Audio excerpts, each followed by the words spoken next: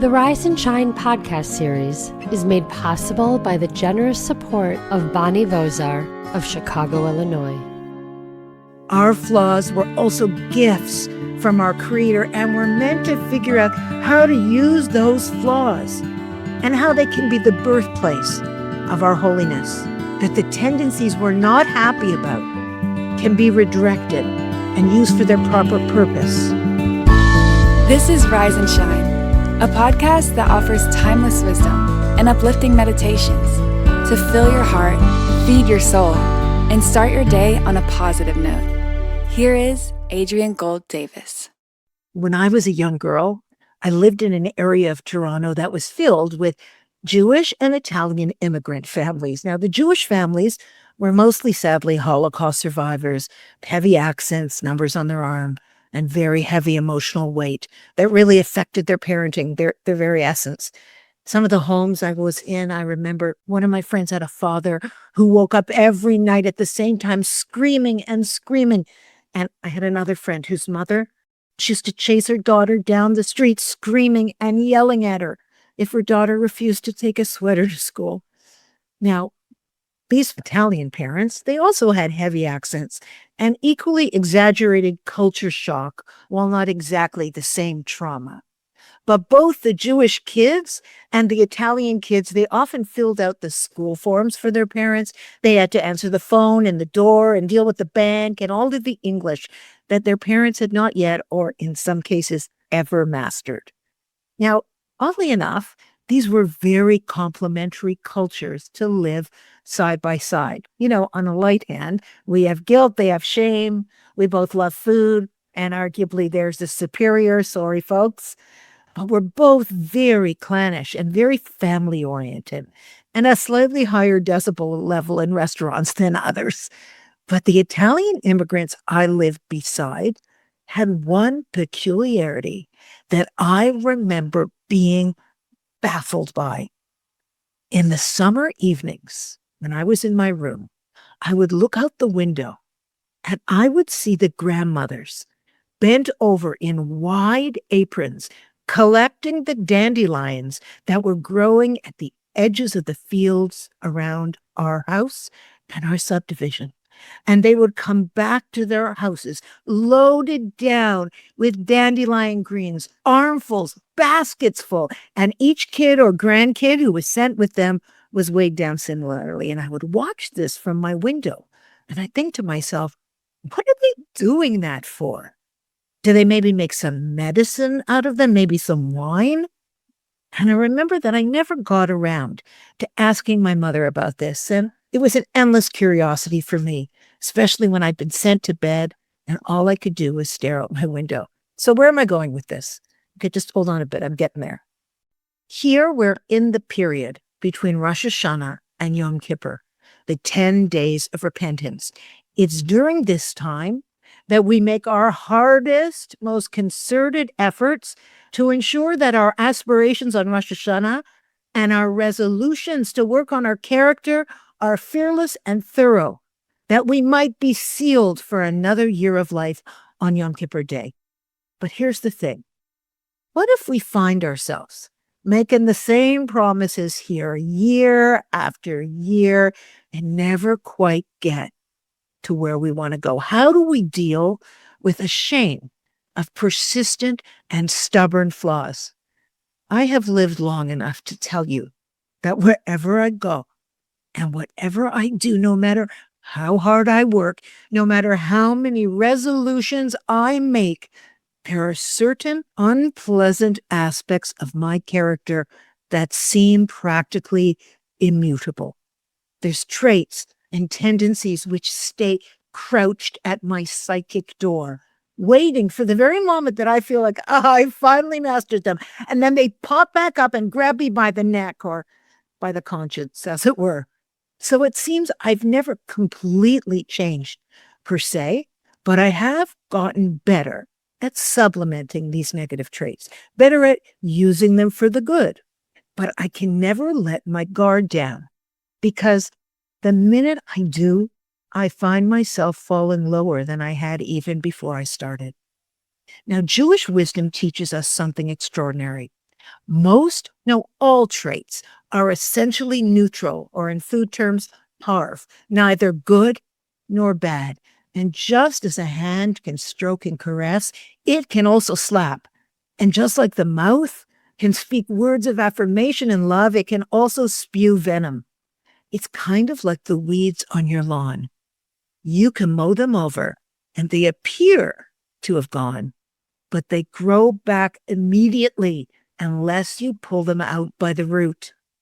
But if the Almighty makes no mistakes, if each of us were sent here to refine our imperfect characters and elevate our souls and fix the world, then the weeds of our character must serve a purpose as well.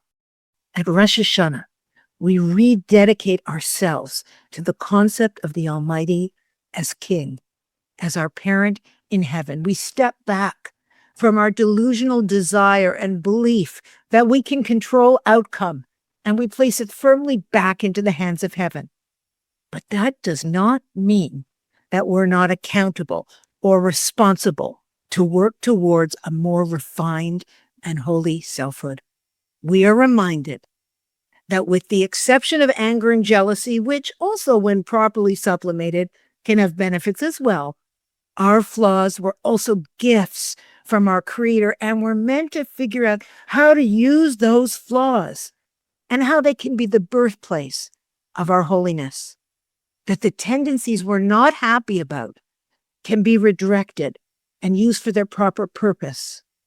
Our anger can be directed toward an anger for injustice, and we use it as rocket fuel to doing something to counter that injustice. Our jealousy maybe can be redirected to those with so much spiritual wisdom that we might try and acquire that for ourselves as well.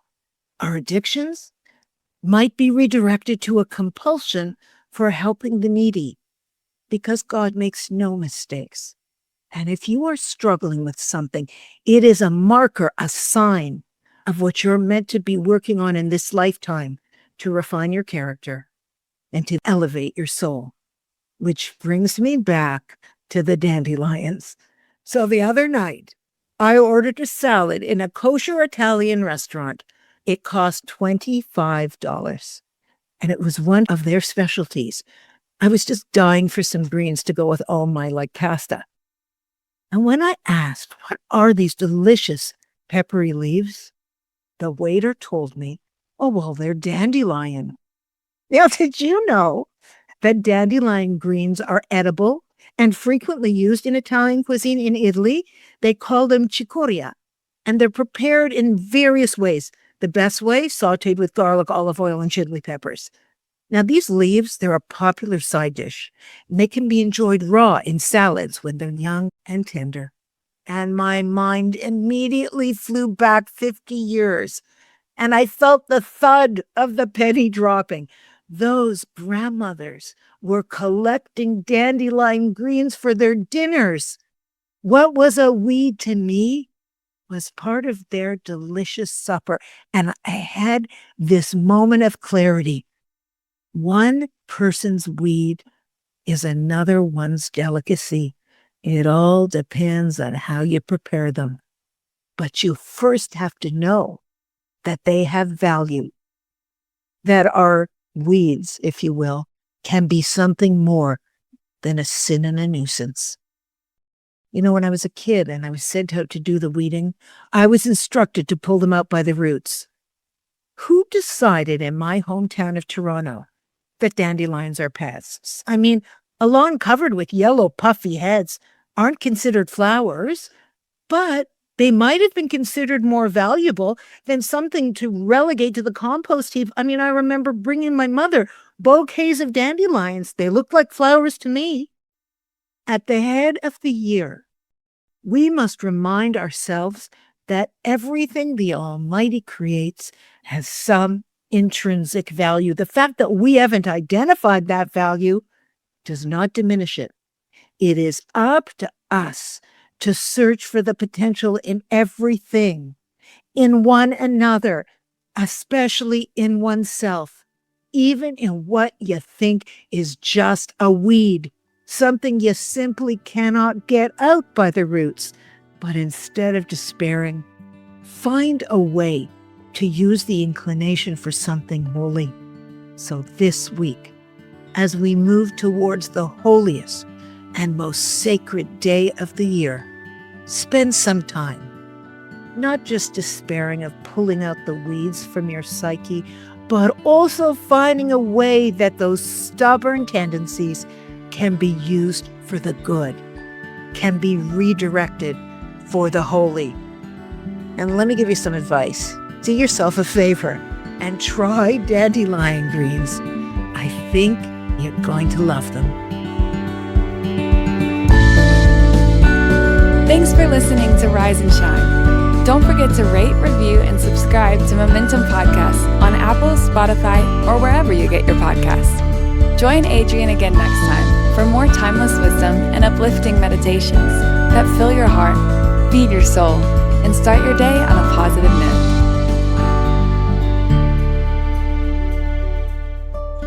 This podcast was made possible by the generous support of Bonnie Vozar of Chicago, Illinois. Spread the wisdom. Inspire Jewish individuals around the globe by supporting Momentum's podcasts. To sponsor, contact podcast@momentumunlimited.org. You're listening to a Momentum podcast. For unlimited inspiration, wisdom, and empowerment, visit momentumunlimited.org.